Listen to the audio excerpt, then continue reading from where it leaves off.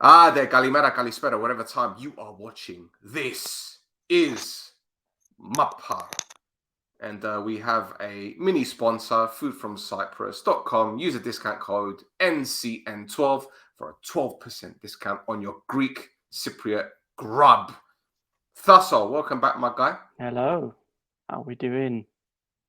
Very good. I like your setup. I like your camera. I like the lack of Um, hanging, I so to know, speak. people can see my Really? eyebrows moving. It's great, isn't it? Yes. Is it because you're using a Mac? I did that. I'm not sponsoring no computers, man. No sponsors from me.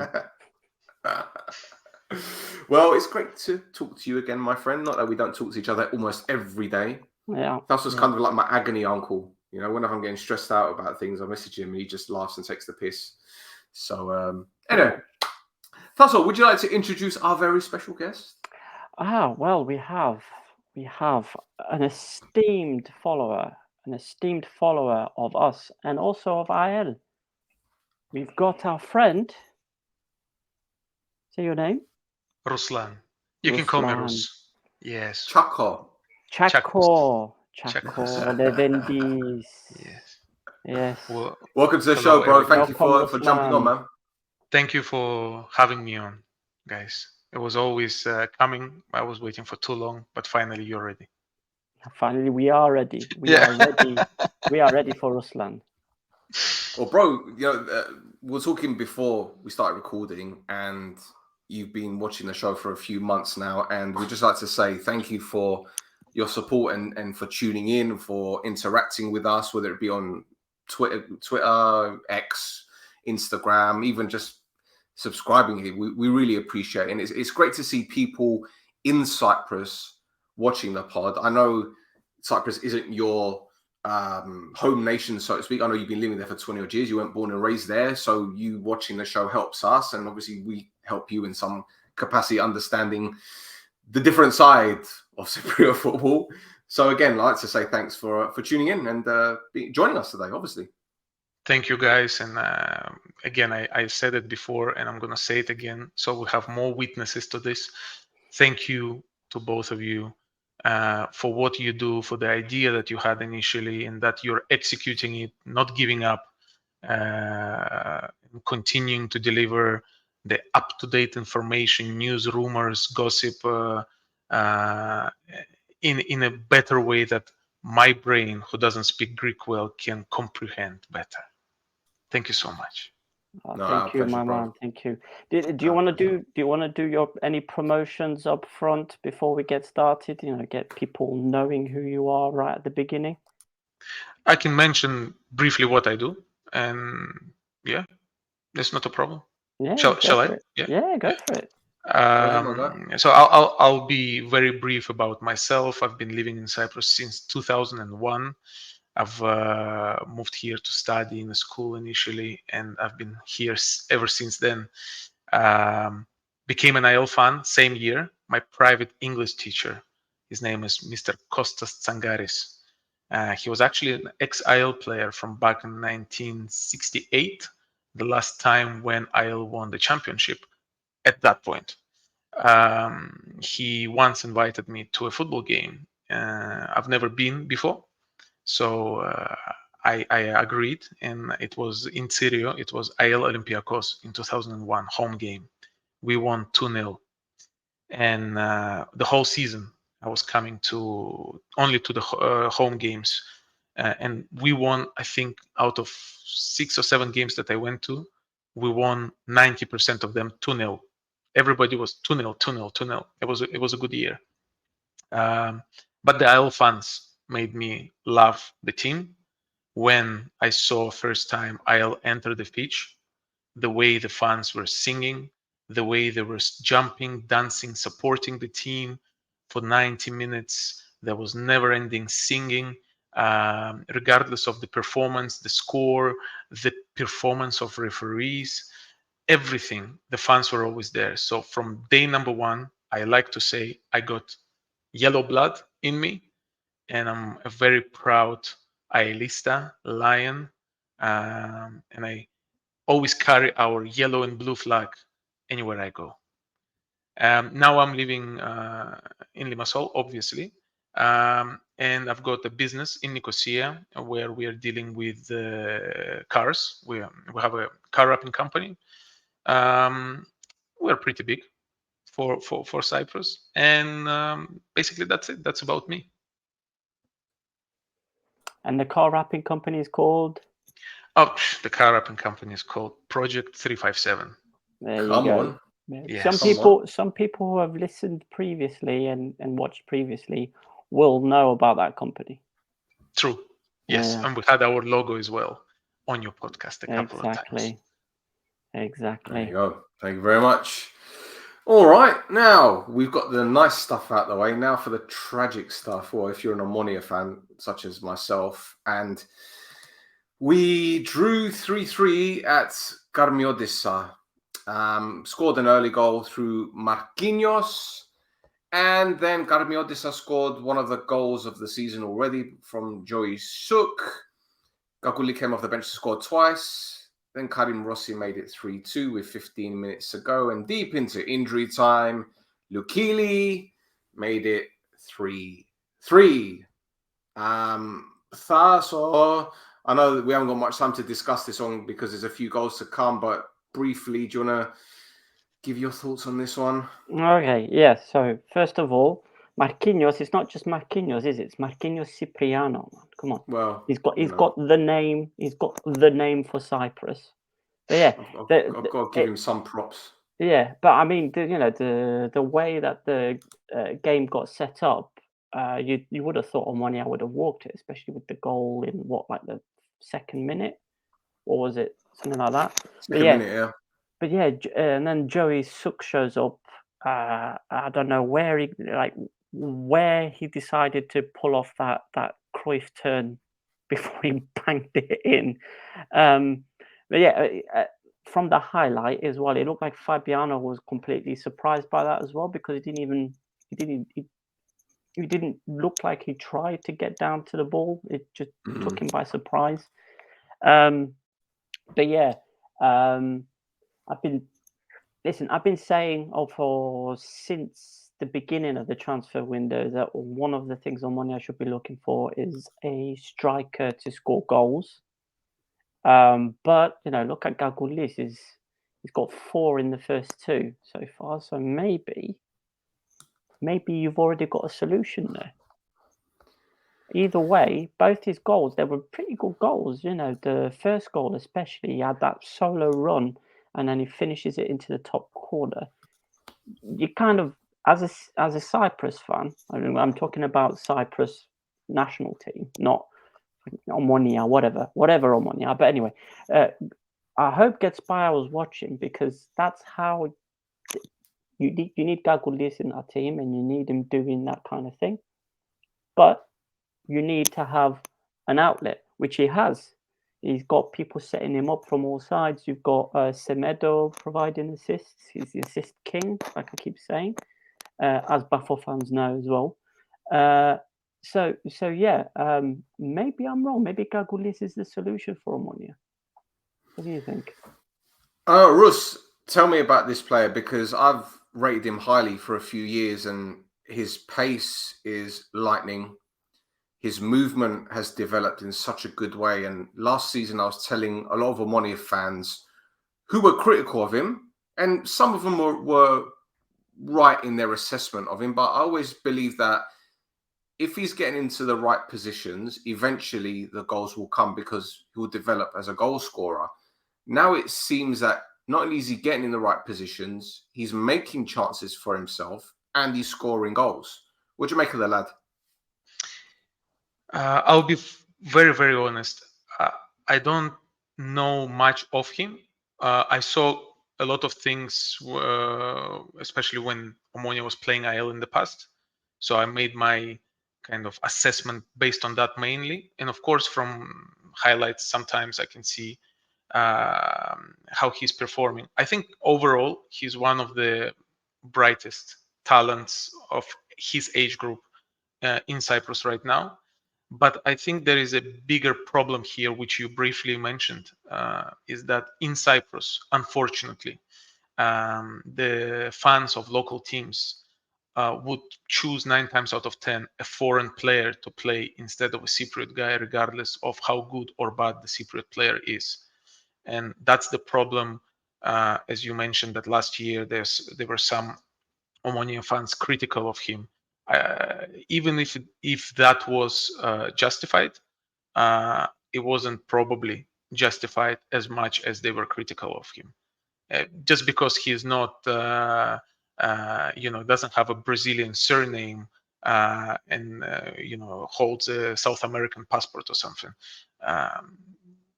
That's the unfortunate reality in Cyprus. I can't say much about the guy. I always see him either assist or score goals, so he's obviously not a bad player. To be honest, I don't even know his position. To me, he was always like an attacking midfielder guy rather than a striker from every time that I watched him. But I think he deserves more praise. Just like a couple of more Cypriot players.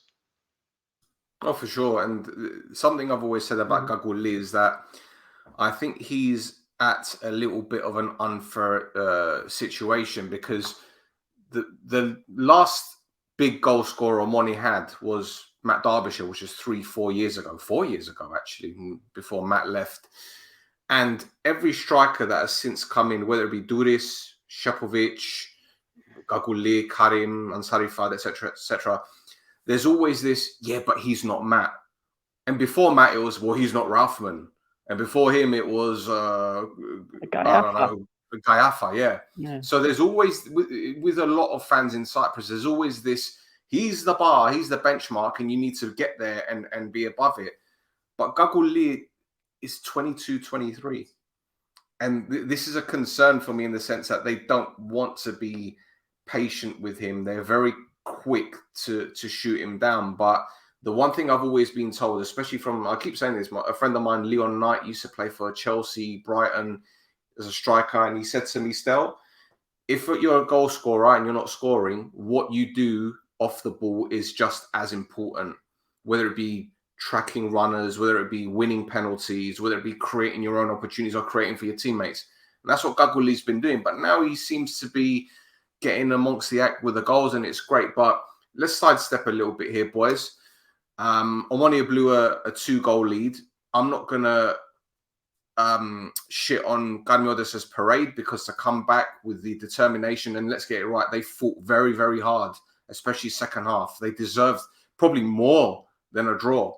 But to you guys, you cannot challenge for the title by blowing a 2-goal lead with 15, 20 minutes to go. Can you, honestly?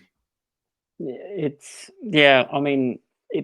something that I wanted to bring up as well, is that the concentration levels seem to have disappeared for those last 15 minutes. I mean, the second Ganmiodes goal is a bit suicidal football by Omonia. So Bashiru plays a very soft pass, and Bezos sees the pass and goes towards it, but the Ganmiodes player reaches it before him, and Bezos kind of just gives up and doesn't chase after the ball.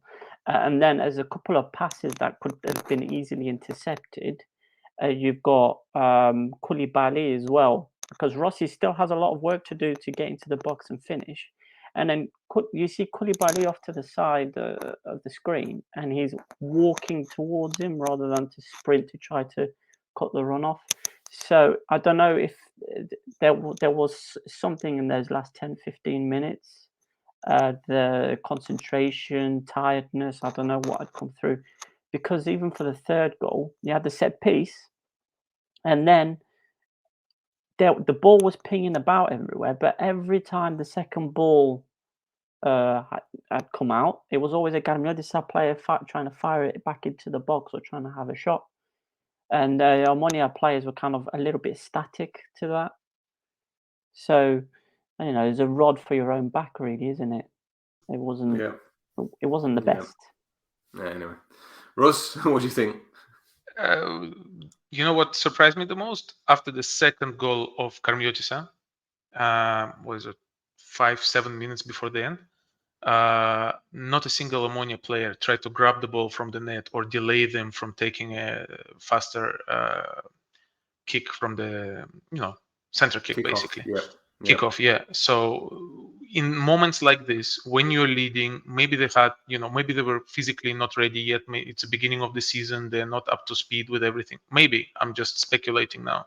But in a moment like that, when you concede with 5 minutes to go and you have a narrow lead, try to delay the other team as much as possible. Kick the ball out, let the goalkeeper hold it, and make the other guy try to use force to take it. Do something in order to disturb their positive energy at that moment. And not a single player did this. That's what stood out to me. Well, it was a shambles. And, if you watch the No Choftes pod, we delved into that game in a lot of detail, which we're not going to continue to do. So I think it's best that we move on, boys. But before we do, just a quick little one. There was a rumor coming out of Gergiza and the rest of them saying that Milincianu, who signed for Garnodissa in June secretly, because they never did an announcement, remember? They teased it and then never did an announcement that Milincianu had actually signed for Garnodissa, but he did sign. They're now saying that he's going to leave Garnodissa on a free to move to a Belgium team. So he signed from us. Yeah. But I've seen on Karmiotis' Instagram, I think, a post where they're announcing him and said, "Welcome, Milinciano." If you check their Instagram. Okay. Because obviously he left us. Yeah. And he speaks Russian, and I spoke a couple of times with him. That's why I remember that. Right. Okay. I think he came off the bench to play against Buffalo the other week. He did both games, didn't he? Yeah, I think both games. Yeah. So it's a bit of a strange one if he's going to be leaving. Well, it's like what they did with Husbauer, isn't it? They signed Husbauer from Anorthosi last season, and then by November he was gone. So it's not unheard of for Garnodissa to just get rid of players like that. Yeah. Or coaches. Or coaches. Oh, perfect. Let's move on. Move on. And Anorthosi travelled to Salamina, I guess, and they beat Othello by 2-0. A handball given. Guerrero put the penalty away, and then Helder Ferreira with another contender for goal of the season. Boys, is this a harsh handball for you? No, his arm is in an unnatural position, and you can kind of see his arm in that replay. He's almost kind of moving it towards him, isn't it? He's moving his arm towards the ball. I mean, that's my thinking anyway. It's a fair penalty. I think it's a fair penalty. It's unfortunate. I don't think it was much deliberately done, but it's a fair one. There shouldn't be much debate about this. It touched his hand. His hand was up. It's just one of those things, isn't it? You kind of can't get out of the way of it because it happens so quickly, but you're still wondering why his arm's out here. That's a lovely finish, isn't it? Yeah, it's a great move all throughout. Guerrero for Anorthosi since he signed in January, he's been fantastic for them. He's got 12 goals. I mean, 5 of them have been penalties, but he's got 12 goals. And he seems to be kind of the playmaking engine of this team, like all the assists as well. I think he assisted the goals he didn't score last week. He assisted them, so he's a very, very important player for him. He's a great player. Absolutely, and they beat Ethnigo first game. They beat Othello at the weekend. And I know people are going to say, well, they should be beating them, but let's get it right. These are the type of team that they were dropping points against last season. So, it's a good start for them. 1 game a week, no European football to worry about. They seem to be less fractious as last season. Rus, can you see them maybe challenging this season or at least getting top 6? I think definitely they're going to get top 6. Definitely. Comparing to previous seasons, they haven't been talking too much during the summer, and they were just, either getting rid of players or signing players. There was not so much drama as they used to have all these past years with president and of the football company and then president of the union. I don't know what you call them exactly. And again, I'm not an Anorthosis fan, so I don't know exactly how it works there because I don't even speak Greek to understand the whole logistics behind it. But I've seen people talk about it a lot with the conflict of two presidents and then the coach situation. Often they signed players and then players would fail. In this case, you can see that again, as you said, Guerrero. I don't know if Mraz is still there, but last year when they signed him in January, he was on score sheets a lot. Yeah, So he's gone to Greece. He's gone to Greece. Yeah. Okay, I didn't know that, but I think they've been working in silence behind the scene, kind of comparing to other big teams in Cyprus. So I think that's what's actually that's good, and that's going to pay their dividends. I think they're going to be definitely in top 6. I don't know about you, Thassos, but I've been very impressed with their attacking prowess. Last season, it just seemed to be kind of like throw shit at a wall and hope that it sticks kind of football. But, Guerrero is making them tick. Helder's doing well. Chico Bantha had a good game. The new striker, Castel, is pretty decent. And, defensively, they look stronger than last season as well. New goalkeeper that looks pretty good. Yeah, I don't know, man. They could be serious this season, man. Yeah, I mean, I got them in the top 6 in my predictions for the season. Although I'm saying they're going to scrape in. I said they'll come 6th. They've built a very, very good base. I think if they keep this team and the coaching staff together, for the love of God, somebody keep a coach for a whole season. But if they keep them together, then next season they'll shoot on. They'll be fantastic. I gotta say a little bit about Othello's as well, because obviously last week they got the draw against Apollon, and this week, I mean, they did lose 2-0, but they played some really good football in some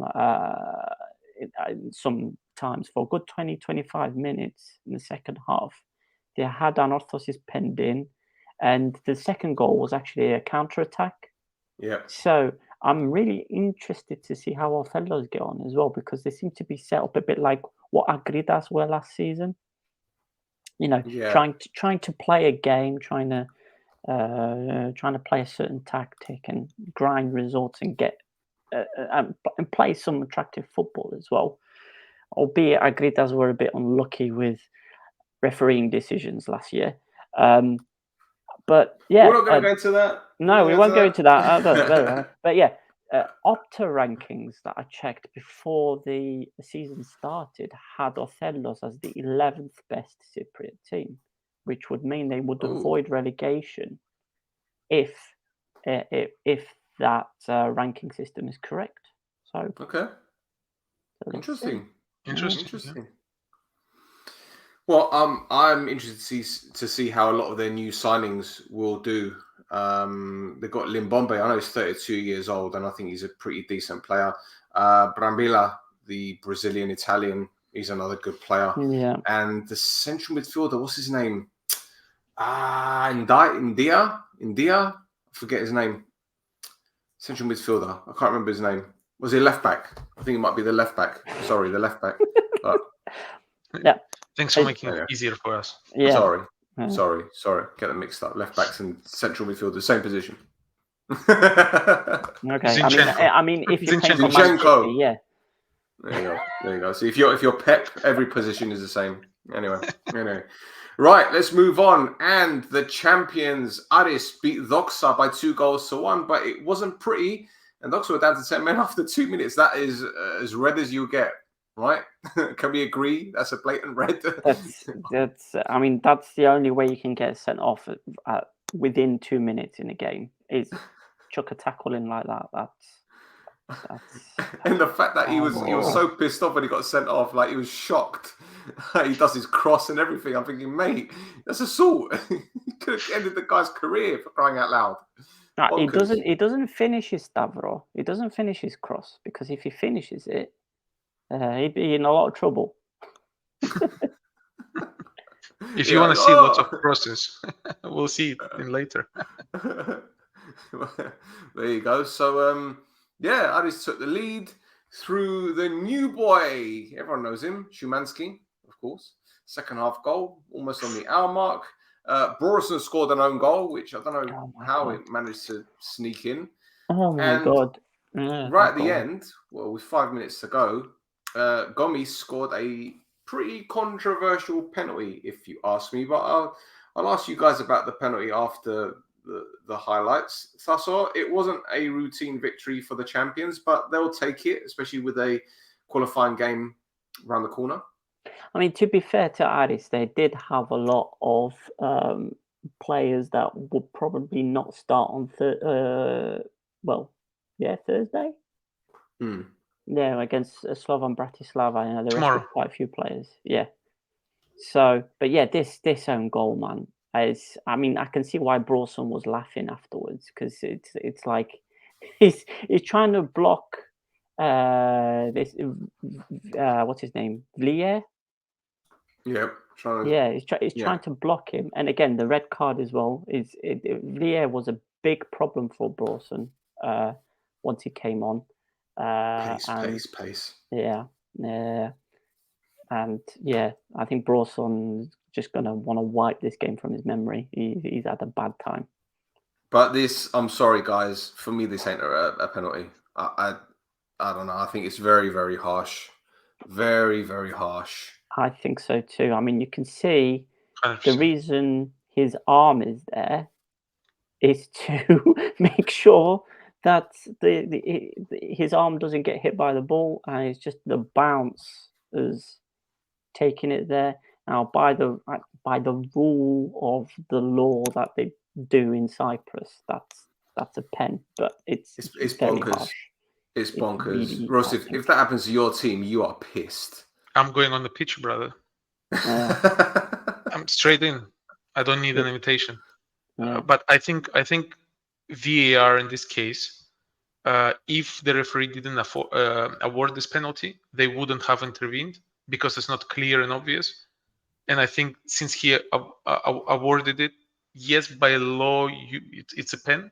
But again, VAR wouldn't have asked him to go and review it, because again, it's not clear and obvious error. But what I've seen there, I didn't know, is that Shellis playing for Doxa.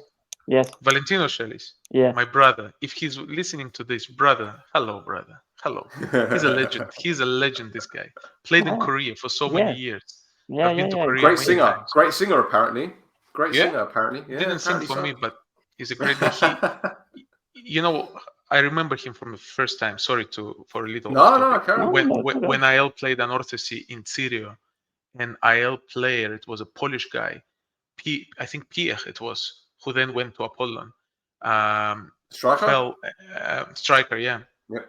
He fell, I think, and he was swallowing his tongue. And Shellis from an Orthesi jumped and saved the guy. And then the following season we signed him. So he's a legend. I know him personally. Great guy. Hello. Well, no, I mean that thing about Shellis is actually on his Wikipedia page as well. They actually talk about it as one of the main events in his career. I don't know why, but he spent a good long time in South He played for 3 different teams.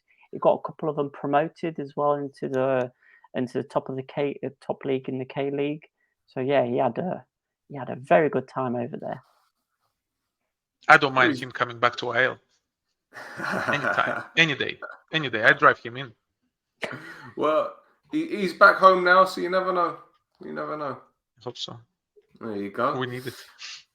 Right, one more thing before we move on. Obviously Aris are going to be title contenders, but was that performance kind of like a blip? Was it something and like an anomaly, so to speak? Because obviously the European game is around the corner. I don't think, was it a full strength team, if I'm not mistaken? Morgan Brown played, Vanna played, Musunda. It was practically a a full strength team. So do you think they had one eye on the European game, hence the slow performance or the lack of intensity, I guess? I think they were thinking they were probably going to walk Voxa. Complacency. Yeah, Is that what you said? exactly. I think Okay. that's where it's come in, which is why they struggled. Saying that, a couple of players did perform well in that first half. I saw a few highlights with Montnor. Montnor is going to be one to look out for. I think he's a very, very good player. But yeah, I think there was a bit of complacency in the first half anyway, and then the urgency obviously came in the second half, which is where we had all the goals and as well. Okay. Anything else you want to add to this one, Thassos? Because I know there's a bit of news regarding one of our mates. Morgan Brown, 100 appearances for Harris. Come on. Man like Morgan Brown. Yeah, still no banger goal yet though this season. Disappointed, Morgan. Disappointed. On, we need at least a 30-yarder top bins. Come on. Yeah. Come on, and Mr. Brown, because I know Morgan's dad watches this. Please have a word with your son. Yeah. Because we can't be sitting there talking about other players scoring worldies, because we already got 4 goal of the season contenders, and your son ain't there yet. And this time last season he had 2. So you need to have a word. So yeah. Anyway, let's move on. Congratulations, Morgs, by the way, 100 games, fantastic. Move on to the final highlight, or the mini highlights. It is Salamina 1, Apollon 1. Well, Yay! Salamina had the penalty, which Toragaray unfortunately had saved. Apollon took the lead. Salamina equalised. 2 draws in a row for Apollon. And out the door goes the head coach Bogdan Andone. But Thassos, thoughts on this game, my friend? On the game, I mean, Doregaray tries to play the penalty straight down the middle, but he stretches himself out to try and jump that ball down the middle, and it's a good save. But yeah, shambles defensively for Nea Salamina for the Apollon goal. They just weren't clearing the lines. I mean, just boot it out just get rid of it. But anyway, you could say the same for when we get to Apollon's goal as well, for Nea Salamina's goal as well. You can say the same for Nea Salamina's goal. Baba Georgiou shouldn't even get the chance to get his shot away, and then Gyllenberg should be doing a lot better to save it. To tell you the truth, it just seems to go under him, doesn't it? It's should be doing a lot better there. But yeah, Apollon had plenty of chances to win it, but again, like I've been saying, they don't have a Bitas replacement, and they really need one. The question I have to ask you guys, and this is the question that I asked Double A last week in terms of the amount of signings Apollon made. Is it too many? Well, not for Cyprus. However, they've had a lot of pre-season games. And most of these players were together during these pre-season games. You could say, okay, Valbuena, not so much. You could argue 1 or 2 others, but most of this squad were together for pre-season. So are these results A surprise, or B, just proof that perhaps some players just didn't really like this coach? Devil's advocate here. It's a difficult one. I mean, I think again it's down to underestimating the teams in front of them, especially for that first game. Othello's the goal Othello scored as well was an absolute cracker, but they had plenty of other chances as well to score. I think it's more, again, I go back to it, it's more they've improved in areas where they had difficulties in last season, but the players that they've got rid of, they haven't replaced properly. So, for instance, Bittas has gone. They don't have a goal scorer anymore. There isn't a goal scorer there anymore. You've got Jovanovic is tearing it up he's tearing it up in Serbia. Putting in man of the match performances, saving penalties, clean sheets, all that business. And I mean, you saw the error from Löwenberg there for the Nel Salamina goal. Should be doing a lot better there. So the replacements for those important players that have gone just haven't started the season yet, and I think that's what cost Andoni his job. Boys, I'm going to be honest with you. Watching the first couple of games for Apollon, there's been a lot of reliance on Abdurrahimi. And no disrespect, 33, 34 years old, you can't expect that from him week in, week out to put in fantastic performances. And I looked at the lineup at the weekend, and I'm seeing, new signings on the bench. Valbuena came off the bench, Konstash came off the bench, Skelvik, the experienced defender, didn't even come on. I don't know where they go from here, Russ. Honestly, I'm guessing as an IL fan, you love what's going on at the moment with Apollon, but it's almost as if it's similar to last season, where they started off with a head coach, they sacked him, they brought another one, they sacked him. What's going on there? Honestly, it's bonkers. I got to show some respect because a close friend of mine is in board of directors as of maybe 3 years from now. 3 years ago, he got in. Unfortunately, I call him a traitor because he should have gone to a proper team. But first of all, Thassos was correct. Underestimation of opposition. So many years living in Cyprus, so many times going to away grounds. Nea Salamina playing at home is always a difficult game. So you should never underestimate them, unless you're Omonia, because when Omonia plays Nea Salamina, it's Omonia playing Omonia. So we know the result. Not last season, they beat us twice. But you got the cup. You had that sword somewhere else. But generally speaking, that stadium is a, I don't know, it's just like a small fortress for the small team. Let's call it, no disrespect. So it's always difficult to go there. I think that was the problem number one. But to answer your statement, Stel, in the beginning, you said, did they sign too many players? No, I don't think they did. Because if you look back at 2012, when we won the league with Pambos Christodoulou, we signed a lot of players and nobody knew them. At least in the case of Apollon now, they're signing some players who made a career, they have reputation and everything. We had complete unknown second division Portugal, players, and it just clicked and worked. We also Chiellini talking about Tottenham, right? And he says, this is the history of Tottenham. This is the history of Tottenham, never winning anything. The same thing about Apollon. I call Apollon the Tottenham of Cyprus. Apollon, if you look back in the last 20 years, they've sacked their coaches after 1 or 2 games at least 10 times, 10 seasons. I remember so many times. Right in the beginning of the season, they change a coach. And I think that's the problem.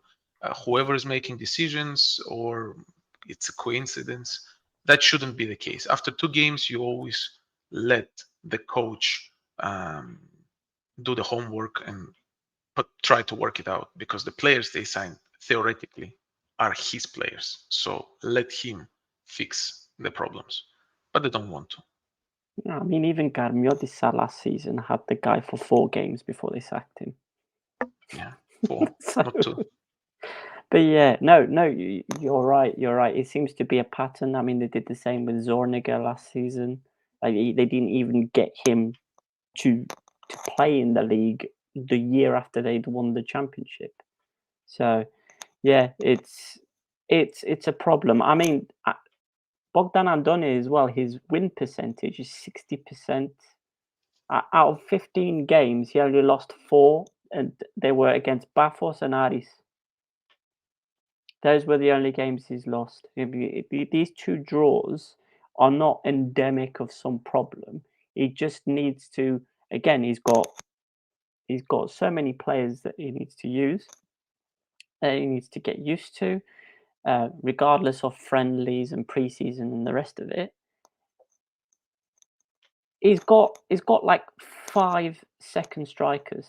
Yeah, but You've got Thassos, Abdurrahimi, Sagal. You've got Krčmječević. yeah, but mate, do you know what? I know what you're saying, but my point is, if you remember the back end of last season, they were so close to getting European football. They were. Okay, so close. And they let go of 18 players. 18 have gone in this summer and 11 have come in. So how can you build on that team? All right, Bitter goes, I understand it's a big player, but you can replace him. Okay, let's get it right. You can replace him. You can. Okay. Vada, liability, did well on and off, inconsistent. You can replace him. VAR, he was okay, but didn't show what he did at Buffalo. You can replace him. Okay. But the goalkeeper, big loss. Big loss. Roberge, okay, getting on a bit, but you can't, it's difficult to replace that kind of experience in the squad. Do you get what I'm saying? Who else left? Jovanovic left. We spoke about Žradi, but he went anyway. He was gone anyway. Iliev left. Dabo left, and Dabo, I know he was getting on a little bit, but he was still causing trouble. Do you get what I'm saying? Yes. Sahar went back to Israel because his loan had finished. Yeah. So when you're losing 17, 18 players, right, and then bringing in 11 players that have probably never even played together. I don't even know if any of these players played in the same team. Dariquaj certainly didn't because he was playing at Wigan and Nottingham Forest. So I don't think he's ever played with Valbuena, So it was a big gamble. And for me, it's like you're dismantling something that you're building that's doing well, and you're bringing in players that you're starting from scratch. It's like Anorthosis last season. Do you remember? When they got rid of all those players and they brought in Punch and they brought in Kiko and they brought in other players, these guys have never played together, and it took time. But what happened? They sacked what's his name? Darko Milanic. The guy that was at Buffalo, Milanic. Then they brought in Cisco Munoz. They got rid of him. Yeah. And then this is what's going to happen with Apollon again. Last season they had 4 coaches, if I'm not mistaken. They started with they didn't Zorniga, even start Gadala. the season with Zorniga. Then they had Gadala, then Makridis, and then Andoni came in. It's wild, bro. It's absolutely wild, and it's unacceptable. But you know what? As Russ said, they're the Tottenham of Cyprus. I'm going to start using that from now on. Copyright. Right? Yeah, you can't use it now. That's it. No. You're most welcome. Spread the word, brother. Spread the word. They're playing similar colors, Yeah. Similar color shirts. There you go. Unfortunately, they won something, unlike Tottenham. But so we still refer to them as the Tottenham of Cyprus. Spurs lost Harry Kane. Apollon lost their Harry Kane, didn't they? Bitter. So there you go. Well, speaking of Bitas, transition. Shall we do it? Okay. Bitar scored twice at the week. No, that's not him. That's not the one. This is the one. Sorry, I got the wrong one. Bitar scored twice at the weekend, didn't he? And this was his first for AIK. Yep. Happy days for him, right? Lovely little finish. And then obviously the second goal was a penalty. But yeah. Can't be asked. AIK were playing the bottom of the table team, so they would have been hung, drawn, and quartered if they hadn't beaten at home a team that had 11 points from 20 games. Why do you have to ruin the moment? No, but here's some stats for you because it's a professional job he's doing. He's got 4 goals in 5 games for him. That's a pretty good turnaround, I think. I agree. he means to go on as he started. I agree. Doesn't matter who Yeah. you're playing against. It's the opponent. It's not, Exactly. Anyway. Exactly. You can only play what's in front of you. That's what you're trying to say. Absolutely. So couple more bits and pieces of news for Apollon. So they, Oh God. I keep saying that they need a finisher, so they've gone and signed a creative midfielder on loan. Tesfaldet Tekier has been signed on loan from Hamarby, and he's got 12. Rus, get the cigar out. Get the cigar out. He's got 20. He's got 12 goals and 22 assists in 217 games. I mean, I keep going back to this, but they're lining up all these creative outlets, so they're going to create the chances. But they got no one to just be at the end of it to just go, fucking have it, get in there. They've got all the ingredients, but no chef. Yeah, exactly. But they do have. So if we'll move on to another creative midfielder that they do have. Okay. Valbuena, his Yes. Twitter account still says he Yes. plays for Olympiacos. But technically, he hasn't done anything in Apollon yet, so he's technically still there. Oh my God, that's the clip. Yeah, That's there the you clip. go. There you go. That's the clip. Shots fired. Lovely, lovely. Right. Any other business with Tottenham? Apollon? No. Okay. Let's go for the next game then. And Rus, this is for you, my guy. Oh yes, I was All there. yours. All yours. Come on. I was there. You guys. Yeah. So a 4-3 victory over Ayers. I know you're gassed about this one. So talk us through it. The floor's yours, my guy. We started well. First 5 minutes, we had the control of the ball. The first counterattack that Ayers had, they went and scored the goal. Funnily enough, I've seen them practice this in the pregame when they were doing the shooting. They were trying to lob their keeper. So when I saw it, it was kind of deja vu. Can I ask? Yeah. What was Miguel Oliveira doing that far up the pitch? Was true. But I will share the two things here. The blame should be shared by the goalkeeper, but also by I believe it's Soteriou, right? Because he just comes in the picture when the ball is already in the net. Sure, we had a free kick just before then, and they broke and had a counterattack. But on that frozen clip, there was no Soteriou. Overall, I'll tell you what I think about that later. But this is the second goal. I was going to ask a different question, but it's fine. Yeah, I'm trying to comment on what I see on the screen, and then I will. I was just going to ask who those 4 women were in the crowd. I'm just, that's sorry. Continue. I'm being a bit facetious now. Sorry. Rewind afterwards. We speak for sure. The second goal was a mistake by Tuka, our new guy. I must make sure that I pronounce the T in his surname, otherwise my family will think I'm swearing. But here you go. He was bigged up a lot by the media. I was not impressed by him in the first half. In the second half, he did step up, and he had a much better second half overall. Some Isle fans in the stadium were trying to compare him to Airosa. I don't know if you guys remember. Airosa, yeah. I think he still has some ground to make to be compared to Airosa. But second half was very positive from him. This was a good pass, and it was a red card. And here you go. You mentioned the crosses. Look at the number of crosses this guy made. Oh yeah, no, and then he never finishes it because he knows he's lying. It was too many. I mean, maybe about 10. He was walking off. Every official had to see semi-cross. Look. It starts. Yes. Yeah, I was there. I saw it. And then this, not this, but the first goal of IL the young guy, Evangelos Andreu. What That's not the first a goal he scores like hit. that, by the way, yeah?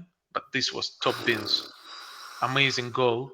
And what I feel starting from the end of last season is that IL management is putting a lot of faith into him. Maybe they're trying to make him our biggest commodity for the future resale value, but he's definitely very, very talented, and he's being given a lot of chances to play, a lot of minutes to get experience, and he's not scoring as much as we want him to be scoring, but he's doing a very good job. And I don't remember the last time our academy player was performing as good as he does. Is his left foot usually that good? He scored similar goal last year. I don't remember against which team, but I remember him scoring similar goal last year. I mean, that's filthy. That's filthy. Yeah, I'm sorry. it's a very good goal. It's Filth. dirty, that. Yeah, I mean, it bounces off the crossbar, the post, and then kind of it barely crosses the line onto the other side. Bro, you score a goal like that on FIFA, you're doing cartwheels. Yeah. Your friend is throwing the control pad down. They're walking out the house. True. Yeah, this was a good chance. And if you saw Tsuka, he created the chance by first-time cross rather than controlling and trying to dribble. The second goal of IL, our resurrected human being, Hendy, scored. He did sin in the past and represent certain teams, but now he's in a proper team. So he finally gets proper love. He scores a lucky goal. It was a deflection, but I liked his determination. He pushed away Mendoza. And if you recall last season in the semi-final of the Cup against Olympiacos in Alpha Mega Stadium, Mendoza scored last-minute free kick Yes. in the same goal to win us the game and send us to the final. So Hedy, new guy, comes in 3 days later. He pushes the guy away and scores a free kick. So you got to like that leadership. Well, he certainly is an exciting forward for you guys. Kind of like an underwhelming signing because he's not the kind of name that you guys or most fans would want, especially given he came from the other team. But to score in his debut, that is straight away hero status. Correct. Hero status. Correct. You know? And he did also create a few chances. He had some nice runs. He's got something to prove, hasn't he? And I think that's what it is. Certain players, when they have something to prove, whether it be criticism because he's come from a rival club or perhaps his goal scoring record ain't great, it stokes up the fire. So yeah, it's certainly an opportunity for him. And Hendy does look like he's going to be the main guy up front for you guys. Yep, looks like it. I'm not sure what's happening with Berahino. I think maybe he's still not 100% fit. Oof. This was a good goal. Oof. That's a new guy as well that we signed from Crvena Zvezda, I think. Yeah. My goodness. Yes. My goodness. And there was I need to add that to the goal of the season competition. Wow. Did you not put it? Did you not? No, put I didn't. It in clip? I didn't. Oh. I didn't. No, I didn't. I should have done. How did I miss this? Sorry. My apologies. I'm going to shut up now. He scored about 7 minutes after coming on as a sub. His name is similar in pronunciation to Chernych, that we also have playing number 11. So lots of fans were confused who scored and who is this. But it's a really nice finish. And I recall immediately a huge Serbian flag that appeared on the stands. And he went towards it to celebrate. So he already has his own fans here, which I'm sure he likes and feels happy about. Yeah, wow. I mean, it's a goal and a half from him as well. Yeah. I like during the celebration. So he's running off, and then Filipovic basically gives him a concussion by pulling him down and slamming him into the ground. It was, oh dear. So this one, nobody saw in the stadium. This one, nobody saw this. Yeah, I had a bit of difficulty seeing why it was stopped, but they kind of, when you see it back, you can see it's the same kind of penalty decision as the other ones, isn't it? Where Mhm. he's not doing it on purpose. It's just his arm's there and the ball's hit his arm. So His arms actually can jump. He needs it to jump. But obviously, the stupid rules is handball. I mean, that's more of a handball than the Aris one, but it's less of a handball than the Othello one, for sure. Yeah. So, bro, it's 3-3 at this point. It's 3-3 at this point. How's your heart rate? Not good. We were dominating, but they did have 2-3 counterattacks in the second half. This was a second yellow for Del Miro, and to be honest, he was asking for it all game long. In the first half, I think it was him, smacked our player in the face when the ball wasn't played. Should have been sent off then, but here comes Papafotis and saves the day. That's an amazing goal. That's 3 worldies, man. That's 3 in one game. And if you recall, Papafotis, when he scores something special. He doesn't score normal goals. Wow. Yeah. Wow. For people listening, there's got to be a way you guys, people listening, to watch these goals because they're. Well, the ball's fallen to him on the edge of the box. He's controlled it with his right and he's volleyed it with his left. I mean, you don't stop those. You just don't stop those. Well. What a hit, son. What a hit. And he takes his T-shirt off as well and probably gets a yellow card. But hey, doesn't matter. Does not matter. But I guess you're happy with the start to the season. 2 wins in a row, especially how, many, myself included, believe that you guys would struggle this season. It seems like there's a lot of team spirit. This guy. We're going to finish 8th. I remember that prediction. And to be honest, I still believe we're going to be struggling. I'm very happy with the start of the season. 2 wins, beginning of the season, difficult games, both of them. One is away against Doxa, and then we had a red card as well in the end of the game. And then obviously this win against IS. What I can definitely say is the negatives first. Is we should never be 2-0 down to IS at home, regardless if it's the second game of the season or whatever. There are certain things that should never happen. You should never put yourself in situations like that. And IS, as the coach of IS, Liassos Luka, said after the game, he said, if we stayed with 11 versus 11, we would win the game 5 or 6-0. And the way it was going, yes, we had the ball and we were dominating the possession, but I think our first shot came after Karmiotis' second goal and the red card. That was when our first shot came on target. So, and they were more clinical. They had very fast wingers, and they were always waiting to break on a counterattack. So we got to give respect to IS, the way they played. And Liassos, I think, is a very good coach, ex-player of IL as well, so has to be mentioned. The funny thing is that the surname of IS goalkeeper is Becker, and we also have Becker, who's on the bench. Now, the other things that I definitely wanted to mention is I did not agree with our starting 11. Yes, I know that the West he had a red card, so he couldn't play. But I think we have Hugo Basto, who was a starter until he got injured last season. He's back. He was on the bench, I think.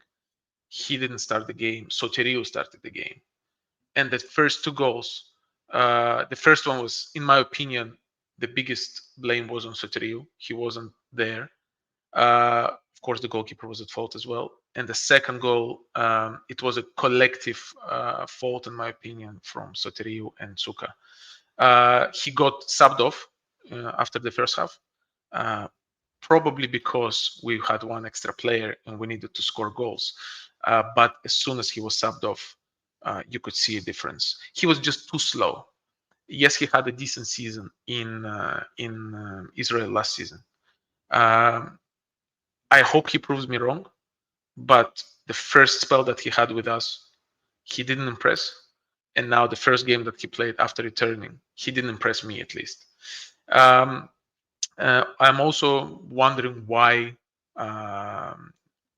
Muriel is not playing, the goalkeeper, Becker, because he's on the bench. He signed a new contract. He's been in the preseason. I mean, we've seen photos of him training with the team the whole summer. So I don't know why he's not starting games, and Oliveira started. I think the next game definitely has to be Becker back in goals. Medojevic, good leader, but he's lacking a little bit of pace. He was trying to do things that he doesn't usually do with the through balls and the chipped balls and everything. Half of them worked out, half of them didn't. I still think he should be in the team as a leader, but we should give him a little bit of more protection because he's not so rapid anymore. He's getting old, just like Stel. So yeah, overall, I'll accept that. I agree. Overall, the subs were good. 3 goals came from subs, which we have to give praise to our coach. I will leave it at that with the coach. And hopefully, yeah, we're playing Paphos next in Paphos. So that's a very difficult game. I'm not optimistic, but I'm very hopeful. And if I can, I will be there for the team. Question about one of your summer signings for the British listeners, George Marsh. What do you make of him so far? One of the best players in the game in this game. Yeah. Okay. He was subbed off towards the end. I think just he was tired, but his ball control was very good. Lots of people said it's difficult to replace Davor. And I like Davor a lot. Yeah. I think he was a very, very good servant for the club. Good energy, positive guy, never created any trouble, nothing like that. But I would probably also agree with the Kirkida article the day after the game, where they had a photo of Marsh and they said, to all the doubters, this is potentially an upgrade on Davor. And he really performed well. I love Davor. I hope he stayed. But Marsh really had a good game. Really, really good game. He impressed a lot. Davor is top of our fantasy football league at the moment, but I'm not going to say that too loud in case he's listening. But the thing is, Marsh came from Tottenham's academy, and you tend to find central midfielders that come from Tottenham's academy are very, very good on the ball, very comfortable on it. They don't panic. They always look for a positive pass, whether it be sideways or backwards, just ball retention. And it's part of the Tottenham way, so to speak. But I was surprised that he joined you guys because, number one, I hardly heard his name mentioned ever. I mean, I knew he was at AFC Wimbledon, but you guys signed him. I was thinking, that's a bit of a stranger. Where has this come from? Do you know anything about it? I don't even know who his agent is. I haven't got a clue.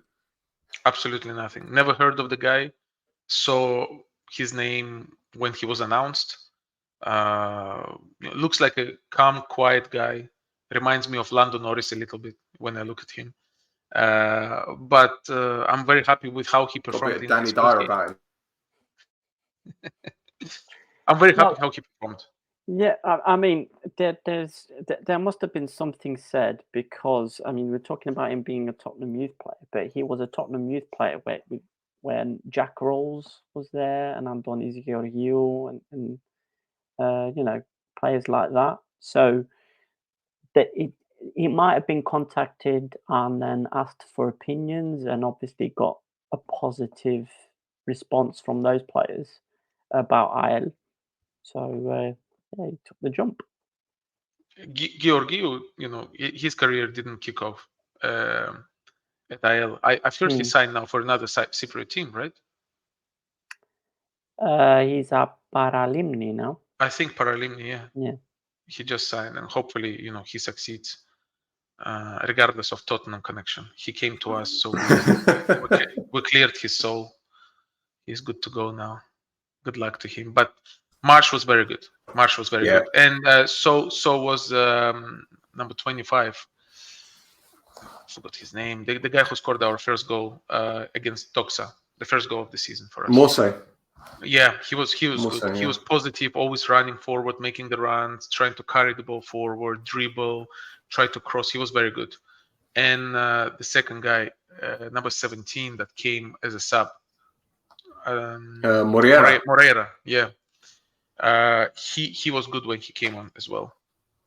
Yeah, He was good as well. so it seems the transfer policy for AL this summer was to find to find good players that wouldn't necessarily have been picked up otherwise. Whereas last summer it seemed to be like, right, who's got a name?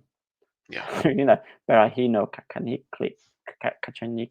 Kat- You'll get it Kacaniklic. right. You'll get it right one day.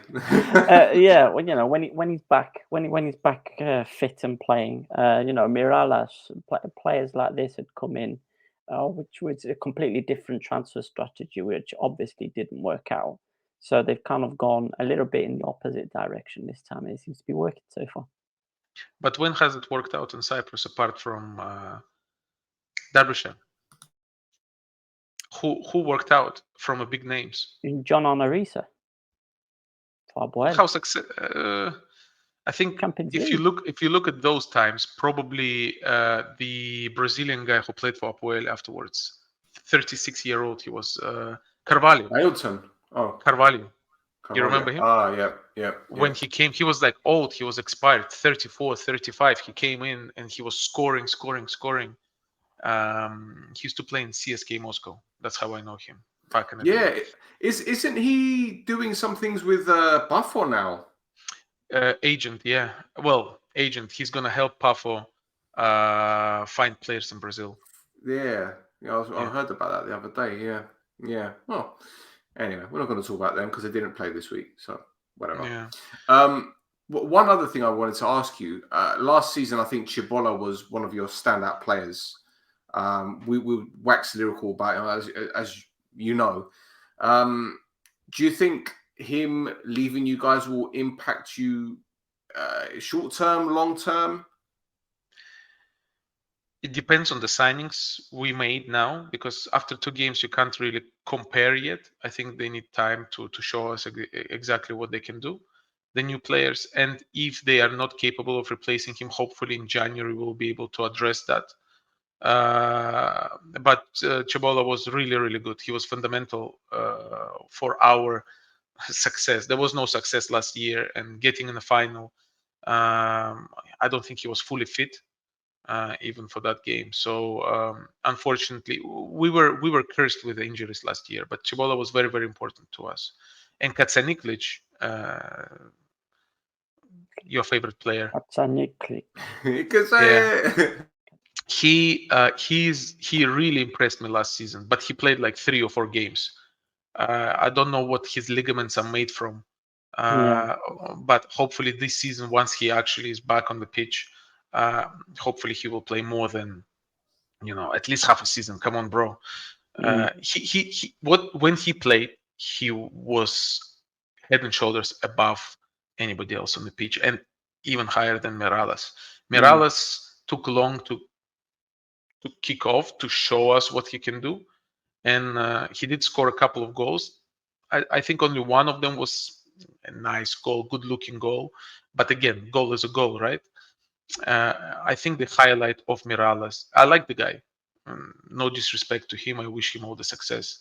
But I think towards the end of the season, his highlights became how many times he's gonna knock my players during the game. And I think he was, I don't know, unfit, maybe, or he didn't heal from his injury properly. He would play one game and then he'll sit the next one off, and then he'll play another one. So he was, very carefully managed to last the season. So I will not miss him, like Cibola, for example, because Miralas was always kind of like a short-term thing for us. And with Birahino, I really like the guy from back in Stoke times, those days, and all this criticism in UK. You remember those times when he was being singled out. I really hope this season he will show something. because I think he has talent. I think it's the confidence, lack of confidence, maybe because he's not scoring much, maybe because he's injured or something. But I really hope that this season he will show exactly what he's capable of, because he's a good player there, and he's still not old. He's still not your age still. He's got time. He's getting me now. All right. Okay. I see where this is going. The hair is falling off, but it's okay. The hair went a long time ago, bro. I'm not gonna lie to you. It went a long time ago. I'm fine. I'm all right with it. I'm happy with it. I'm all right with it, honestly. Looks good, bro. Looks good. Looks good. Cool. Thank you. Thank you very much. Thank you very much. Right, let's move on to the next game, which has had a lot of people asking the same question in the match fixing question mark. I'm not going to talk about that because it ended 5-5. It could have ended 6-5. It could have ended 7-6. I don't know, but incredibly, Fran Sol, who I said would be one of the top goal scorers this season, scored 4 for AEK. But it was a 2-0 lead for Ethnigo in the opening. How many minutes? 6 minutes? 2 goals from Mario Elia. They conceded the penalty in the first minute, and for some reason they took 2 minutes to look at it on VAR. Well, unbelievable. I'm not going to say what I think it is, but anyway, let's carry on. Let's talk about this game instead of the accusations of people throwing in the towel and conceding goals deliberately, because this is Cyprus. But it was a very entertaining game. I'm not going to lie to you. When I saw the scoreline 4-4 at halftime, I thought, shit, I need to watch this game in full. So I did. And thus, I'm not going to lie to you, my guy. I was absolutely shocked, mortified, horrified with AEK's defending. I mean, we saw it being terrible in the European games. We saw how bad it was against Ari. But my goodness, no disrespect to Ethnigo, but you cannot be defending like that against Ethnigo, man. It's terrible. Look at that. He's so static. No movement at all from the defenders. No movement at all. And you know, Mario Cilia is a kind of player. I mean, we didn't see it. We didn't see it for Abuel last season, but he's the kind of player who is going to punish you. He's going to punish you if you don't, if you don't look after him. And I mean, he did. He scored a hat trick, didn't he? But yeah, it was absolutely unbelievable the way that this defense kind of just capitulated in the first half, especially. And then it was always set pieces, throw-ins, corners, free kicks all the time, just all over the place. Of course, forward line always plan A. Give it to Farage. Farage will cross it in, and somebody will get their head on it. Fran Sol doing a very good job of doing that over the whole game. I mean, we went. I kind of looked at what was going on. Every time I was looking on the app and seeing the score, every time it was like goal. Oh, there's another goal. The Discord notifications on the Discord chat. So many notifications. Just, another goal. Oh, another goal. Oh, another goal. Unbelievable. Another goal. It was, unbelievable game. Unbelievable.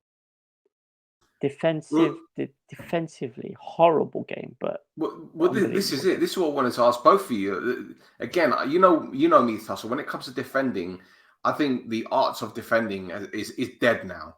I don't know any European team where I could say, yeah, they've got a solid defense. And this isn't just talking about Cypriot teams. I'm talking about in general. The state of defending in football is absolutely shambolic. But this is unacceptable.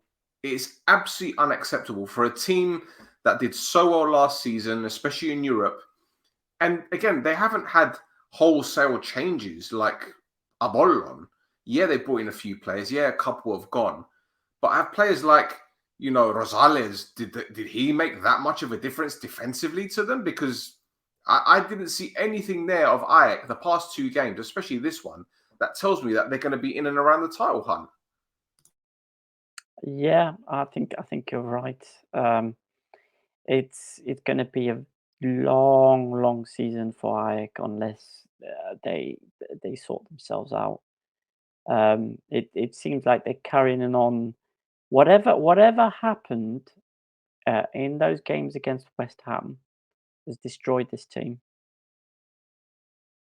It's just it bombed them out. I mean, when you're having to rely on, how old's Triskovsky now? 50. He's Not as been, old as Stel.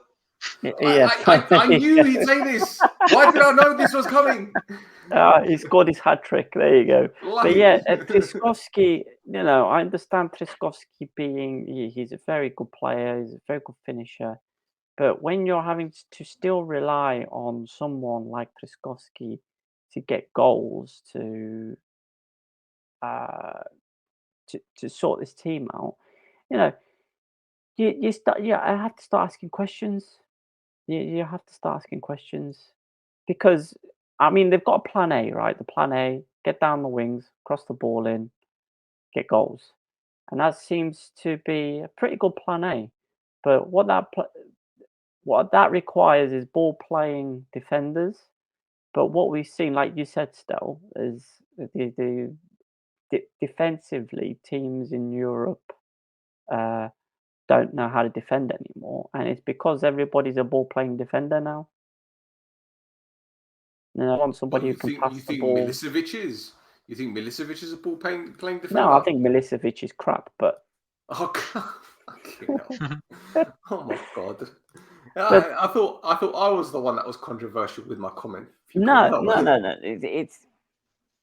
It's just not whatever's going on at Ajax is not working. It's not working. I think Ultra is trying to figure out what the hell the solution is, and he hasn't found it yet. Russ, what do you think of this? Because Thassos and I are in agreement that defensively they're shambolic. It's not the same Ajax as last season, clearly, but it's worse than the back end of last season. The last season they were trash. The back end of it, anyway. No, I don't recall seeing Ethnikos score 5 goals ever. And Mario Elia, yeah, maybe yeah, it's the first time. Mario Elia, he used to play for us, so positive point there. But then he went to Apoel, so 2 negative points. But him, when can you say that a guy who scored 3 goals and assisted the 4th is not going to be man of the match? Because the other guy scored 4. Defensively, both teams were rubbish, but you expect it from Ethnikos. I don't know, because Ajax is just, you expect much better from them based on the investments and the recent history that they have. But I completely agree with Thassos. Is the European games that kind of ruined the flow. The machine is not working, so they need to take the plug from the socket and let it reload and connect it again and see what's going to happen. The other thing I want to ask you guys is, have Ajax been figured out from an attacking perspective? Because once again, as we saw last season, get the ball out wide, cross it in the box, and great, this was a fantastic finish from François to get the second ball. But our teams now understanding how to defend against Ajax? Clearly, Ethnikos conceded 4 goals, but Ajax didn't have this problem. So I don't know if the predictability is there for everyone to see, because as you see with this goal, cross out in the box, all right, they won the first ball, they won the second ball, but it seems that if you stop Ajax from doing that, you stop them from scoring and effectively winning the game. Pretty much. It's, again, there's a plan A which worked against Ethnikos, which was get the ball out of the wings, deliver it in. Somebody will get there, whether it's François, whether it's Triskovsky, whether it's Perepons sometimes. But yeah, I don't know. It's an enigma. It's a riddle wrapped in an enigma. What to do with Ajax? Well, mate, they've played 6 games this season in Europe and in the league. They've only got 1 win, and that was on the 27th of July. So from a confidence perspective, I think that is very, very damaging. Now they've got Doxa next, which you would expect them to get something out of, although Doxa gave Ari a run for their money, and they just about lost to AEL, the first game of the season. Today, there was a meeting, a general meeting at the club, and Karabadagi said, vote of confidence at Oltra and Xavi Roca. And if Xavi Roca leaves, then I'm going to leave. And there are other questions, which I'm sure we're going to discuss. But could that be the end of Oltra if they don't get a victory against Doxa? Well, listen, I'm not sure what Ultra has done to deserve more of a chance than, say, Catala, than Iraola, than Badia, Sofroni? than Sofroni, than any of the managers that have come before him, because they seem to have gotten they a lot of these managers, they got to February, March, the Ajax form falls off a cliff, and then a replacement comes in. Same thing happened with Ultra, and for some reason they've persisted. And maybe it's because he's got a bit more leeway because of their performances in Europe up to the West Ham game. Maybe that's what's keeping him in the job at the moment. I don't know. I know that there were rumours as well in the summer of Xavi Roca leaving AEK and going to Greece. Yeah, obviously those didn't happen. But yeah, there's again, it's something strange is going on. Something strange is going on at AEK. Obviously, the fans are asking big questions about it. Yeah. Now, obviously, you know a bit more about the question and answer session because I couldn't. I only did very cursory, what was asked. AEK's press statement was like, yes, we had the open meeting, and there were some questions and some answers, and everybody was. It was a good atmosphere. So yeah, and then they left it at that. Well, put it this way: the fans were asking about the state of the club. They were asking, what's it called? Why they signed Hererin, the goalkeeper, and there wasn't really a straight answer for that. It was just like, well, we know what we're doing, so you need to trust us. They asked about transfers if players were coming in. They said, well, yeah, we're not going to rule that out, but we're not going to rule out other players leaving. And then Karabadagi basically said, I need everyone to support, need the fans to support us, and don't be divisive. Don't have one being, Rocker in or out, etc., etc. And as I said, he will do anything he can to make the club competitive. So it's a strange situation for the club, but I just think, and Russ, maybe you can shed more light on this because obviously you're in Cyprus. I know AEK are a pretty small club in comparison to everyone else, but I just think that they're a victim of their own short-term success. I think last season they had a great start to the season. As we know, they did well in Europe. We can't dispute that for a second. And the back end of the season, even though they fell off and they qualified for the Conference League, it's almost as if that was the get out of jail card for Oltra, the fact that he got them into Europe, because I think if they'd have not made it, he'd have been out the door in the summer as well. I agree. I think with AEK, if you look at them, the performances and their recent history, as I like to refer to it, a couple of years ago, it was between them and Apoel fighting for the league, and then when Apollon joined, there was them three fighting who's going to become champion, and AEK is always coming close and then falling off in the end, coming close and falling off. Maybe it's in the club's DNA. Maybe they're afraid that they will start succeeding, and then when the time comes for the final push, they will not be able to achieve it, and kind of like it's a complex inside, lack of confidence, and that's why things are happening like that. Let me ask you a question. A normal standard game week in Cyprus, you look at 7 games, right? There's 14 teams. So you look at 7 games, and you normally look with your eyes for the top teams. Yes, who's playing who? Based on what you see on the screen, isn't Ike always the one that you can least predict the result? I mean, if Apoel playing somebody, most likely they will win. If Omonia is playing somebody random, I'm not talking about a derby game or something, most likely Omonia is going to win. But when you look at Ike, they're the team out of the top 4, 6 that is failing to beat the teams that they should beat more often than others. And I think that's something, I don't know, psychological in the team. Yes, players change, but it's maybe within the fan base and the energy that they feel in the team. Yeah, But well, also, I think I have something else interesting to ask you as well. Sorry to disturb. Sure. No, fine. To interrupt. No problem.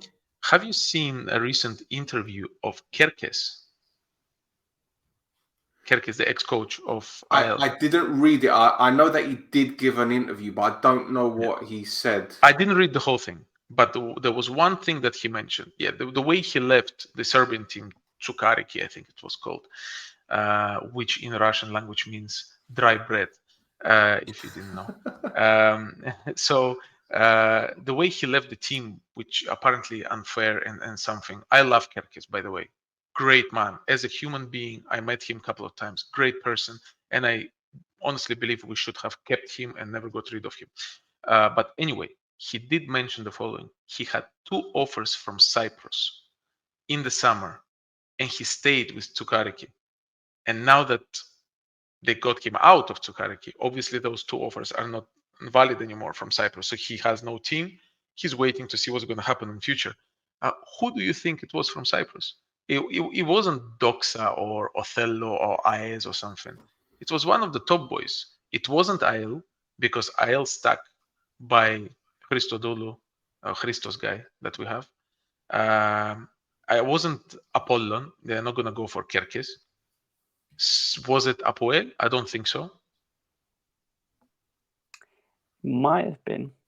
Could have been. It might have been before they went for Sapinto. Kerkez would have been a less controversial, not controversial, but we've seen Sapinto. He's got a vida in him. He's very. Kerkez would have been somebody a bit more to. Say Cypriot style. He knows the league already. He did very, very well with IL when he was there. So it would have been a good hire for Abuel. I don't think Ajax would have gone with Kerkez because the managers that Ajax go for, Xavi Roca, his preference is to find somebody Spanish. I mean, we've seen it with all the other managers minus Sofroni have all been Spanish. So I don't know. I think maybe Ali FC were interested. Yeah, maybe Barfos might have got. Maybe Barfos might have contacted him. That would have been maybe Omonia, no? Because I think Kerkez played for Omonia for a season. The thing is, when Ferreira was sacked, there were rumors that Kerkez was interested. Omonia were interested in bringing him in. But I spoke to one of his friends who spoke to him directly, and he said, no, there hasn't been any interest whatsoever. And then he got his job in Serbia, and Sofroni came in literally 2 days after. Was it the same day? I can't remember. But there was talk about Ferreira leaving during the international break. So I'd be surprised if Omonia approached him in the summer, given that there was a new sporting director and Sofroni is there. And let's get it right. If Sofroni does get the sack, which I think eventually he will, because patience is thin in Cyprus, especially at my club. I don't think Janssen has any relationship with Kerkez, so he'll probably bring in one of his Swedish mates from IKEA to do the job. I don't know. So anyway, I mean, but it could have been Garmiodis as well. They put their chips on Bratu this season, obviously, at least for the start of it. But I mean, we've That's a seen them good how call, they actually. flip. Yeah, they we've seen how they flip their managers about. So they might have offered him something as well. I mean, last Oh. season, the names that they got to coach them, at least two of them, were pretty big names. So Yeah, for sure. so there's For sure. it could have also been that one. Yeah. But he was specifically talking about now during summer. So he qualified for Europe for, I think, not the Champions League, the Europa League. Europa League, yeah, did very well Yeah. last season. Very well. And he did very well there. So he should never have been sacked by that team. But something happened inside. So, but during the summer, before he was sacked, he was offered two things. So it was already after Sapinto was appointed. Sapinto was appointed end of last season. He was Okay. offered in the summer. If you read the interview, because obviously it was in Greek, and then I read it on Kerkido with Google Translate. So maybe there's something lost in translation, but this is what I saw. And That's now that you're speaking about coach of Ike being there but only winning one game 2 months ago, maybe there is some truth there. I don't know. It's just a thought came to my mind when It's you a spoke. possibility. It's a possibility. Wouldn't rule it out, to be honest. Nothing should really surprise us when it comes to Cyprus anyway, because stranger things have happened. But hey. Right, Thasso, we've got a couple more stories, don't we? Shall we start with VAR division? Because it just doesn't go away, does it? We thought it was the end. We thought it was the series finale. Right. It came back briefly. Oh my God! So right, I'm gonna read off my notes. I might be missing some bits off in there, so you might want to chuck some things in while I'm talking. Yeah, so before you get started, last time on VAR division, we knew that he was unwell in Morocco and he was photographed with a female companion and he disappeared for a couple of days and then dun dun dun dun dun dun, like the EastEnders, dun dun dun dun. We didn't know what happened. And then the day after we recorded. So Raja Casablanca released him from his contract due to mental health issues. So he basically stayed at Raja Casablanca for 2 weeks. Now, not even a day after that, the Doxa president, and everybody calls him Garavidas. I can't even remember what his actual name is. But anyway, Garavidas puts out a post on his private Facebook profile with a picture of Warda looking into his phone in the dark with just the word Galosori says. But like it's like a proper, is Warda's looking down at his phone like this. But imagine the Brillo pad, scourer, like you're gonna wash a kebab machine hair. And Galosori says. So apparently a private jet was booked for Warda to come to Cyprus after he had signed a pre-agreement deal with Doxa. So he could then go to Cyprus to have his medical and sign and dot everything off. Everything's sorted. Reports then came out that he had not got on the plane. But then Garavidas came out on the radio afterwards and said, no, he's on the plane, he's coming. And he arrived in Cyprus. The plane landed in Cyprus. Warda gets to the airport and they go and the border patrol goes through his papers and said no. Whatever passport problems in inverted commas that he had before were not solved. And it looked like that they were going to, the border patrol were basically just going to chuck him back into Egypt. Now, the problem with throwing him back into Egypt is that for whatever passport issues he's having, he would have to do military service first to solve those passport issues. So he doesn't want to go back to Egypt. Now, he signed this pre-agreement deal with Doxa. At the same time, he's talking to Iranian team. What's the Esteghlal, where Sapinto was last season. Now, because he'd entered into discussions with Esteghlal, Garavidas threatened to report Warda and Esteghlal to FIFA for Warda for reneging on the pre-agreement that he'd signed So Esteglal have been reported to have paid Doxa 150 grand to not report Warta to Hush FIFA. money. Now, Hush money.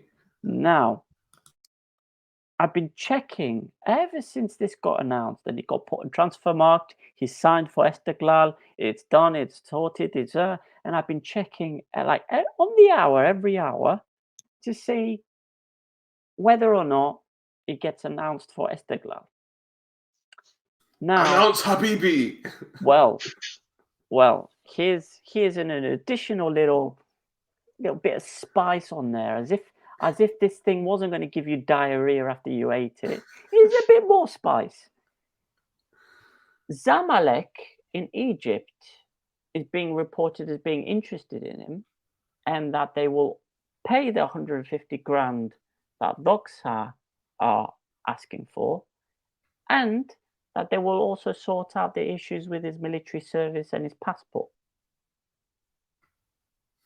Now I'm just waiting on official confirmation from Zamalek instead. So there you go. Season 3 of WandaVision continues. Boom, boom, boom, boom, boom, boom, boom. I find the whole thing absolutely astounding. Honestly, this guy, he's like, I don't know, he's got 9 lives or something. I don't understand. Like, right after I posted on Twitter, I need to write an article on Varda, don't I? And then a couple of people said yes. So I've been doing some research on the issues he's had previously. Oh no. He's got no. I'm not going to mention any of the stuff that has been talked about previously about him inappropriately texting young girls and the rest of it. I'm not going to mention any of that because that will get us into trouble because some of that hasn't been confirmed. Allegedly. However, yeah, everything's allegedly. However, what he has done is he caused some issues with an Egyptian model, sexual harassment issues, which is what got him banned for 3 days from the Egyptian national team.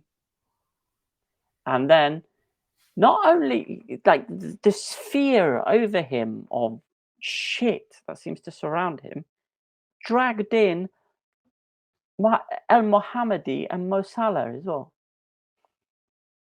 Because after he got kicked out of the Egyptian national team, they played an international match and El Mohammadi scored, and it was like going up to the cameras and doing number 22 because that's his number for Egypt. And Mo Salah came out and said, people need to have second chances. And obviously a lot of Egyptian reporters were turned around angrily and saying, that was his second chance. He fucked up. Anyway, Warda then posts this apology video on his Twitter account saying that, I regret my actions and all the rest of it, the apology stuff that you always hear from pricks. And Amar Warda, I'm not calling him a prick, even though he is a prick. And he's let back into the national team. There's all sorts of other rumors and stuff flying about surrounding him as well. Some which actually appear on the Wikipedia page of his. So if you really want to go read some more stuff in there, especially about him going on loan to Portugal for 2 days, that's on there as well. Oh, that isn't a untrue story because I've heard from various sources about that incident as well. Yeah, I recommend people go on that Wikipedia article and have a quick read. But yeah, there's let's put it this way: season 3 is not over yet. Thassos, do you know what I find remarkable about this guy is that he's very good at gaslighting. He's very good at playing the victim. Have you noticed when he was at Anorthosi, the amount of times that he was either talking to fans, pretending to be the nice guy, the peacemaker, and talking to the fans, and then that one when he flips in, then it's Anrothosi. Yeah. And then after the semi-final against Omonia in the cup, he's doing a lap of honor, and a lot of our stupid fans were saying, "Oh, bring Habibi to the club." No, thank you. No, thank you. And shall we talk about the glaucoma, or what was it, the sty that Anrothosi said that he had an eye problem when a few nights prior to that he was filmed getting a good kicking by some AL fans in a nightclub.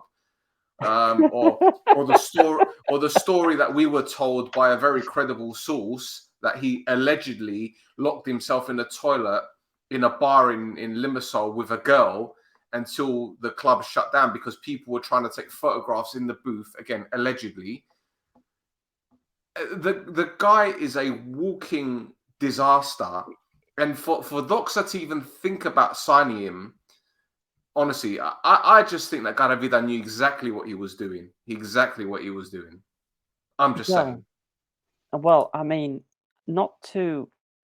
So Garavida does know what he's doing because we always talk about his alleged links to being an agent and the rest of it. The other thing as well that Doxa has that not necessarily other teams in Cyprus have is Katokopia is very close to a checkpoint to go across the border. Right. And who knows what kind of shit he could have got up to. True. Although what I will say, and Russ, we're going to ask for your opinion on the situation because you've done very well to listen to all of this, and I'm sure you've got a lot to say about Mr. Varda. What I would have loved, have you seen that film, The Terminal, with Tom Hanks? Yes. Yeah, exactly. Wouldn't it be great Exactly. if they said to him, "Sorry, sir, your papers aren't correct. You got to stay in the terminal the whole time. This is home. This is home." I go, no. You're not coming into Cyprus. You're staying here, and he's having to try and find the ways to survive in the terminal. He's going to see these big electric LED images of Ari advertising everywhere. Welcome to Cyprus. Oh man, Russ, what do you think of the whole situation, mate? It is a farce, isn't it? Honestly, I want to know first of all who put him on Wikipedia as IL player, because if you checked, you remember I tweeted you last week. He was genuinely for 2-3 days as an IL player, number 74 in Wikipedia in our squad. I could not believe it. I even tweeted you guys about this. And then another thing from the story was, thank you very much for the research, by the way. I went on the Wikipedia page. I cannot find anything about Portugal, but maybe it was removed. But please tell me afterwards the details. For sure. The other thing that I think you're a bit missing out is that even if that team in Iran agreed to pay Doxa the compensation fee, technically Iran is under sanctions. So anybody who does business with Iranian companies cannot receive money. Otherwise, you will also get in the sanctions list. So maybe we did not know this. Because Iran as a country, everything to do with Iran is in the sanctions list, just like Cuba and now Russia. Everything to do with Iran is suspicious. So maybe the compensation was agreed, and then the way for this money to go through is being done through Zamalek. Maybe. But you can check. You cannot do easy business with Iranian companies. That's why they have their own banking system, replacement of banking system. That's why they have a special, like old school way of money transfers, where you have like a bunch of people that you trust. So you give money in cash in one country to a certain somebody, and you trust him that somebody else in Iran will give the money back to your person there. So there are things like this happening. Yeah. Wow.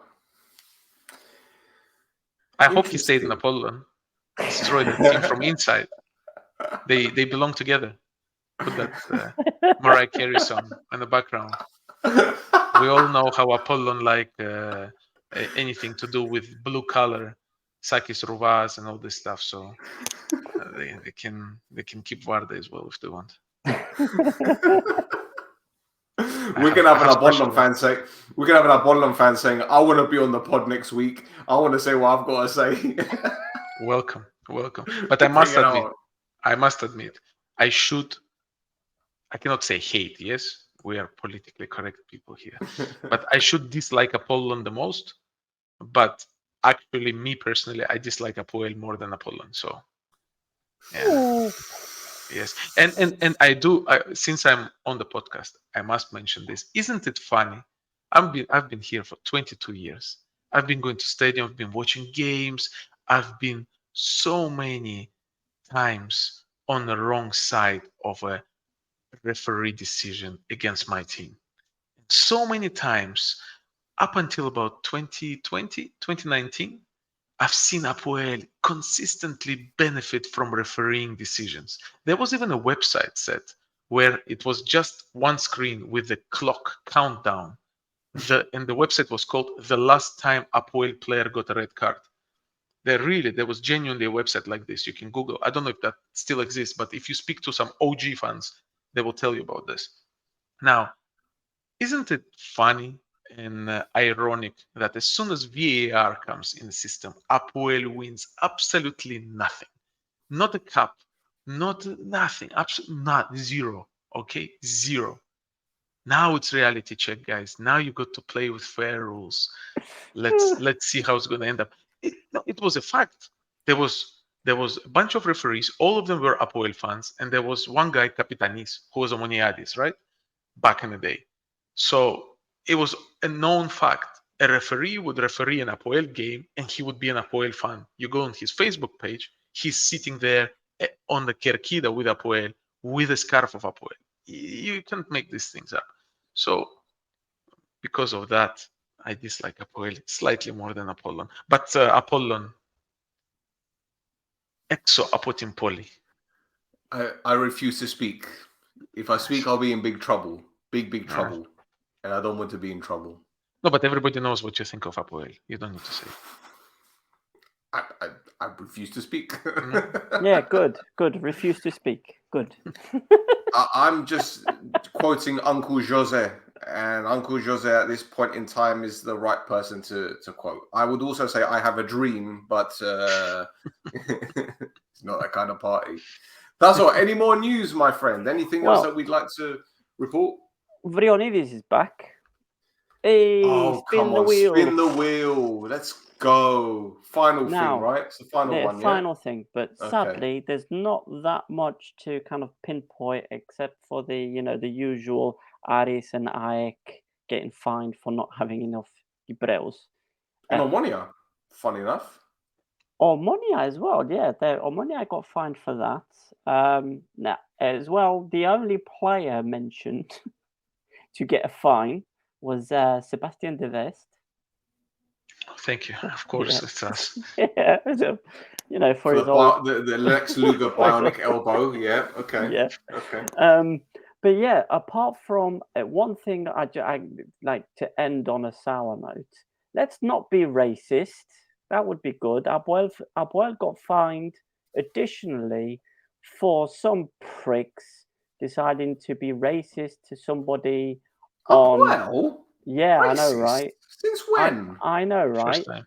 Amazing. First time. It never happened before. But yeah. Millwall fans are rolling in their graves. I mean, with everyone, isn't it? Well, yeah, the alive ones aren't going to roll in their graves, are they? They might be into that kind of thing. Tight spaces, suffocation, strangulation, But whoever floats your boat. Yeah, let's not be racist pricks, please. That would be nice. I just leave it. I'll leave it at that. I don't want to go off on one because we're at 1:49. I don't want to add an extra half an hour to the pod by going off on one. So yeah, just be nice, people. Be nice. Yes, agreed. Well, This is going out on Thursday morning. So for those of you watching tonight or this morning, shall I say, good luck to Ari. Good luck to our teams in Europe.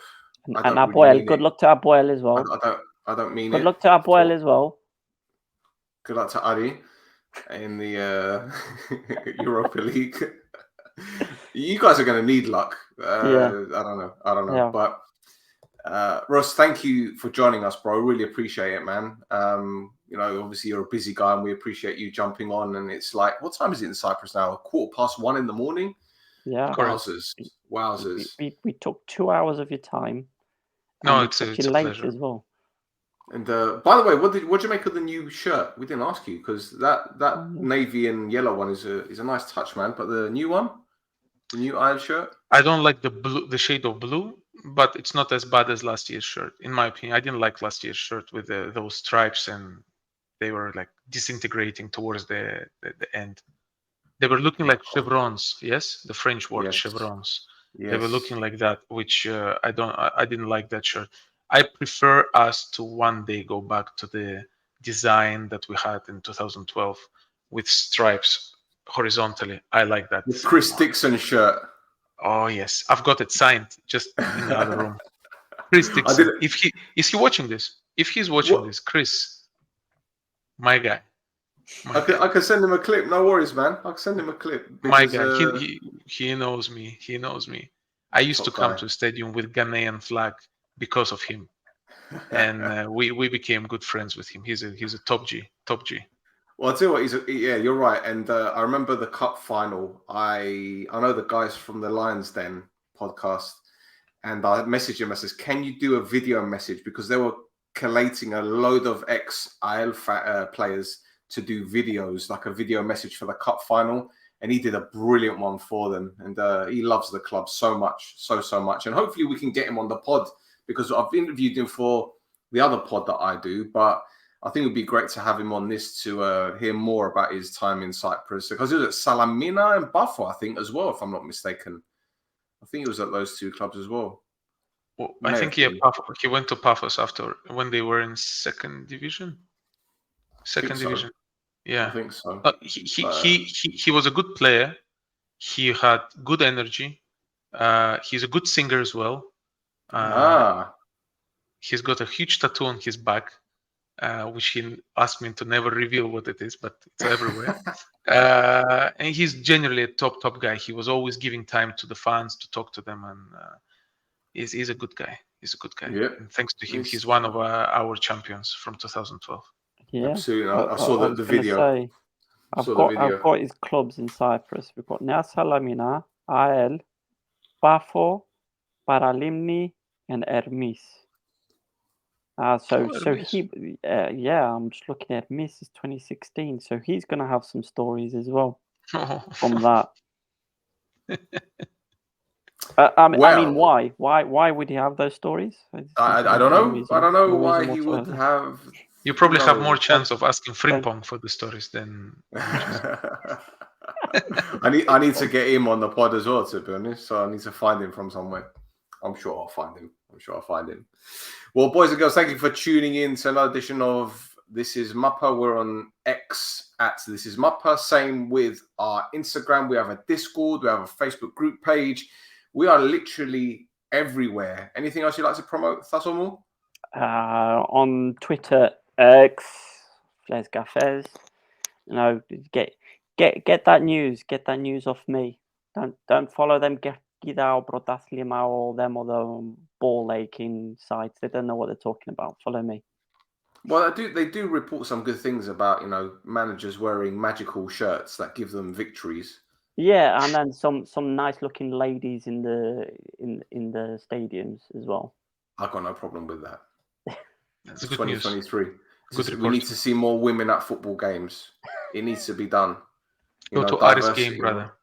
Go to Aris game. Diversity and everything. Aris. We need more women at football. Ross, thank you for joining, bro. Do you want to plug anything? Thanks, guys, first of all, for hosting me again. I had a good time. Hopefully not the last time. And if people want to see what I do and stuff, they can follow me on Instagram at ILEF, and then they can find my company page as well there in my description as well. So thanks again to everybody. Superb. It was fun. Superb. Absolutely. Absolutely. Well, thanks again to everyone following us. Thank you to Food from Cyprus. Don't forget the discount code NCN12. So until next time, adios. Next time, VAR Division.